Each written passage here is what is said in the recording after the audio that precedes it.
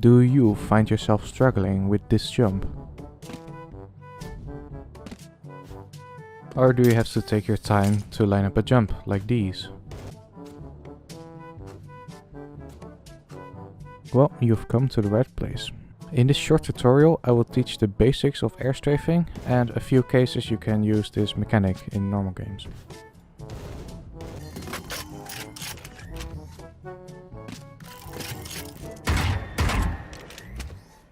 Alright, so if we have the situation where you're standing on a box, there's a wall over here and then you have the platform you want to jump to. If you're not familiar with airstrafing, you would probably jump in a straight line like this. This could work, and you have like a small margin of error, and then if you go outside then you would hit the wall or you just won't make the jump entirely. When you jump on the box you have to look at it, align yourself, and then you can jump, which takes quite some time and is also not very efficient when there is the chance of you accidentally dropping to the floor. In the case you can see over here, when you are more towards the wall, then either you have to walk to the edge of the box or you have like this one specific angle you can make the jump. So with airstrafing you can just jump forwards, and then with airstrafing you can manipulate the way you move in the air. So basically you can take this arrow and then say, okay, we're going to the left side here. So you don't have to align anything, you can move this arrow around a little bit, you can adjust it. Let's say you're a little closer to the wall, then instead of doing something like this you can go a little wider and then you can move inward. So if you know how to airstrafe, it gives you the extra ability to turn mid-air instead of having a straight trajectory. Another use case is predictability when you have to jump through a window.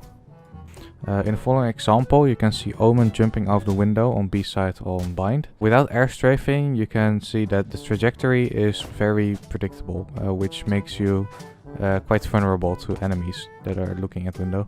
Instead, if the Omen airstrafes while he jumps through the window, he's a lot less predictable and it's less likely for him to get headshot easily by the enemy. Here's the method to airstrafe. Step 1 is to walk forwards to make sure you have some momentum. Step 2 is to jump. Step 3 is to hold A or D, depending if you want to go left or right. It is recommended to let go of the jump button when doing this. Step 4 is to move your mouse at a decent pace to the left or the right. Just make sure you don't move too slowly or you won't make a sharp enough turn.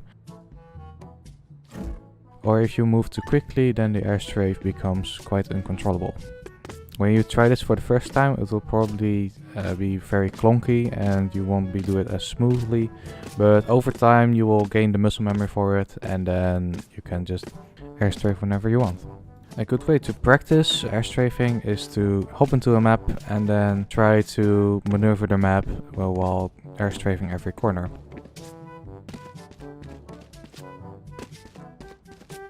You might notice when you land you actually lose momentum, which is bad.